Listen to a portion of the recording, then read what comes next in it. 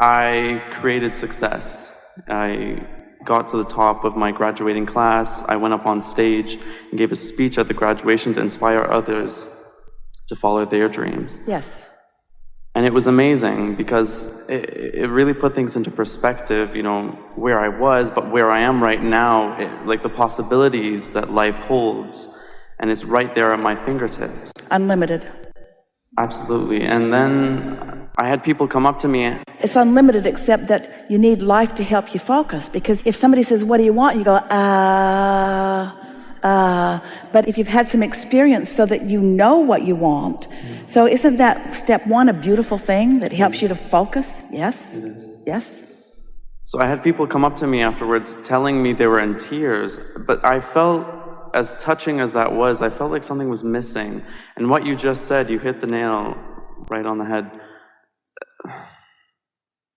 I feel like I have this strong desire and this strong longing to go places and do things, and I do that, and I create, and I'm very powerful in that sense. I'm able to visualize and create what I want, but every time I get there, I'm not satisfied. You never will be, because it's not about getting anywhere, it's about going somewhere. Yeah, exactly, but I realize like I've traveled a long way to get here, for example, and it's been amazing, but every time I have an expectation, I feel like the reality that I have is disappointing. And I don't know, I feel lost right now. Like, you're going to enjoy this, so just relax and let us explain something really basic and really important about that. Because you are an eternal being, we all are. And because we are eternal, because we never cease to be, and because we are joy-seeking beings, then we keep finding another object of attention to which the energy can flow for our pleasure and joy and exaltation and expansion and enthusiasm and love and appreciation. That's what it's all about. It's just this ongoing explanation or exploration of joyful life experience. That's what it is all about. That's the reason that we all continue to be. So we don't create to get it done. We create because we are creators and because creating is a joyful experience. So the way it works is, you know what you don't want and you know what you do want, so you launch a rocket, but you're not a vibrational match to that rocket yet. And so you feel the discord of having expanded beyond your ability to maintain. So then you focus and you feel and you improve and you maintain that vibration and you come to believe and expect, and then you close that gap, and for just a moment there is a glorious, satisfying culmination and manifestation, which then provides a whole other set of contrasting experiences. So the process continues to be, you launch, you're not in alignment, you get in alignment, you achieve. More contrast causes you to launch, you're not in alignment, you get into alignment, and then you achieve. So when it registers to you that it's that sweet spot of closing that gap that it's all about, it's never about how much is created or what you're creating in comparison with anybody else. It's only about what you allow life to produce for you in terms of desire. We loved the previous conversation. What you allow life to produce for you in terms of desire, and then your willingness to line up with that. And we're not giving enough words to what happens when that alignment begins to happen, because the fulfillment that happens, just the fulfillment that happens when you come into vibrational harmony with your broader non-physical perspective is a joyful thing. But when you sync up with that and simultaneously then sync up with everything that that means, everything that's in that cake that we were talking about, that vortexual cake, and now you're opening all these new doors where ideas and impulses and rendezvous can come, what you begin to feel is your invincibility. What you begin to feel is your power and your cleverness and your clarity and your passion and your enthusiasm. And on top of all of that, you feel completely your worthiness. And now you know you are a master of creation. Now you understand that there isn't anything that you cannot be or do or have.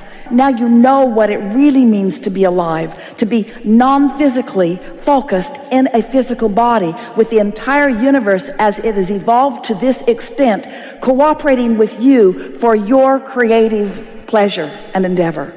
Mastery of life experience, you see. And nothing else will do for you. Nothing else will do for you. And so once you start catching a whiff of that, once you are no longer comparing your skills with someone else, you got to go up on the stage, you were at the top of your class, you got to give a speech because you were compared with all of the others and you triumphed, and that's a wonderful thing. That comparison helps you to focus. We're not in any way discounting that.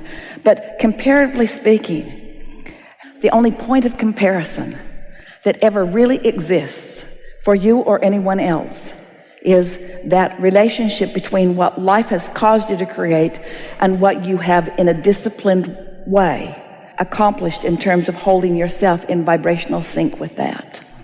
And once you catch hold of that vision, and once you are able to feel your way into alignment,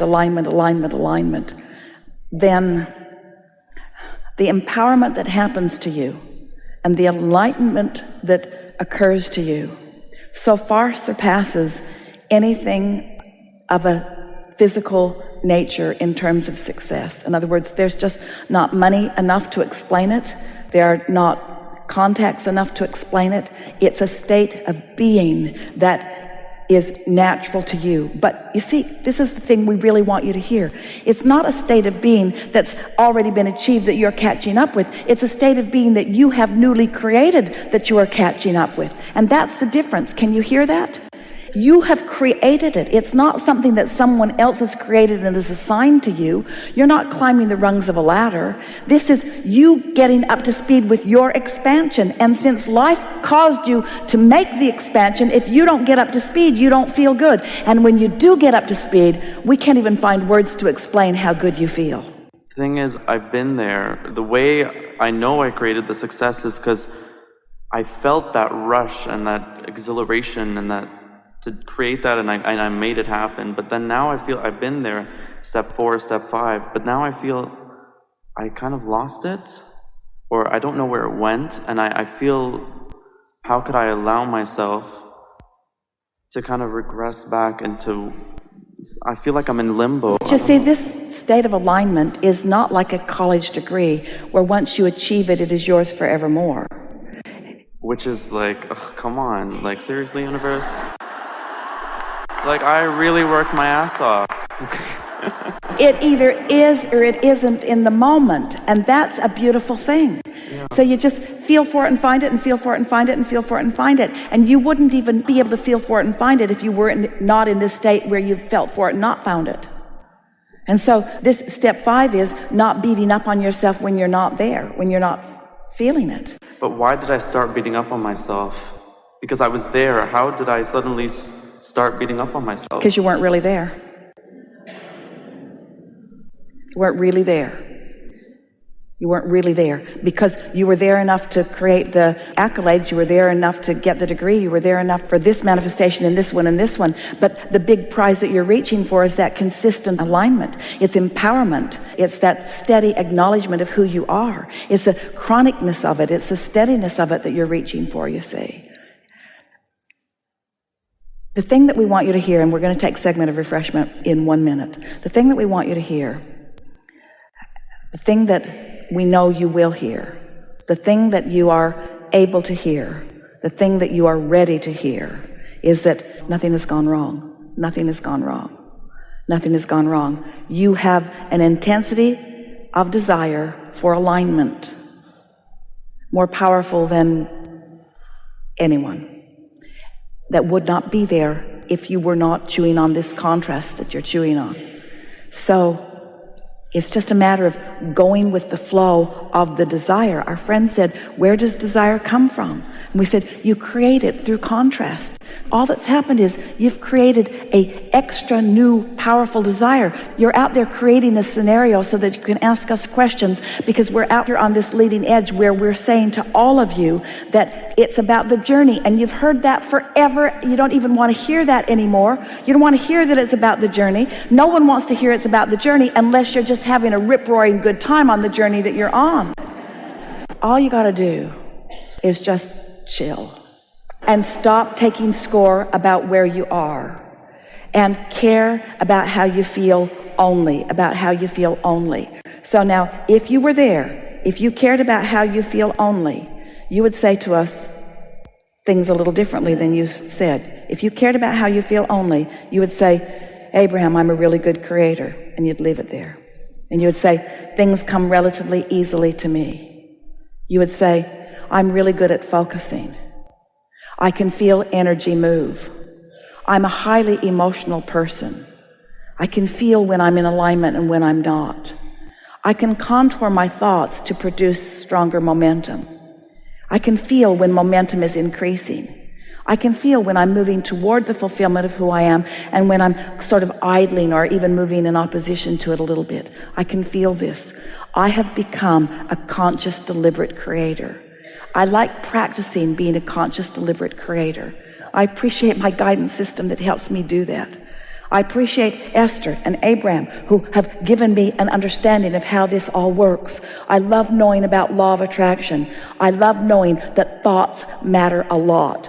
I love even more knowing that emotions matter a lot, because the thought matters, the emotion matters, the thought matters, the emotion matters. And I can control the way I feel by focusing my thoughts. My relationship is between me and my inner being. It's not between me and the world.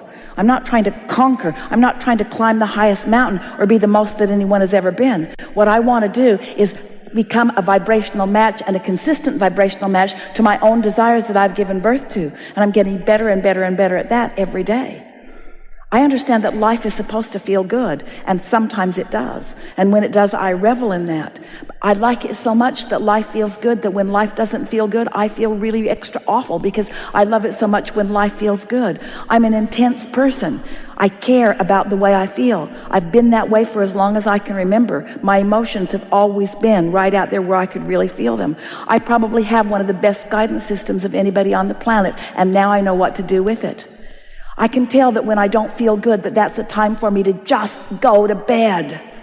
It's not the time for me to call somebody. It's not the time for me to try to work it out. It's not time for me to effort. When I don't feel good, I could just go to bed, just shut it down, just stop the emotion, because thoughts matter a lot. And when I wake up and I feel better, then I'll think some more. And when I start not feeling so good, then I'm going to distract myself. I'm going to focus my thoughts in the direction of what feels good, and I'm going to pay attention to how I feel. And when it stops feeling good, I'm going to stop flowing in that direction. I have the ability to do that. I know that because I have all kinds of awards and achievement. I know how to focus. I know how to use the power of my mind. And now I'm going to ask my inner being, who also knows how to use the power of my mind, to flow ideas into my mind, to keep flowing ideas into my mind. And it is my promise to my inner being, who I now understand will keep flowing ideas into my mind, that I will do my best to get in the receptive mode. Oh, there's one. Do my best to get to the receptive. Oh, there's one. There's another one. Until I get a stream of consciousness flowing that feels better than anything in the world. That's what you're into my mind, that I will do my best to get in the receptive mode. Oh, there's one. Do my best to get to the receptive. Oh, there's one. There's another one. Until I get a stream of consciousness flowing that feels better than anything in the world. That's what you're witnessing here with Esther. She's got this stream of consciousness flowing. And there is nothing in the world that feels better than being in sync, in precise, constant, steady sync with infinite intelligence. Because wherever you look, there it is flowing. You're all capable of doing that. And Esther doesn't do it all the time. You should have seen her this afternoon. Her ride didn't come. She's peering out the window. Where's my ride? Where's my ride?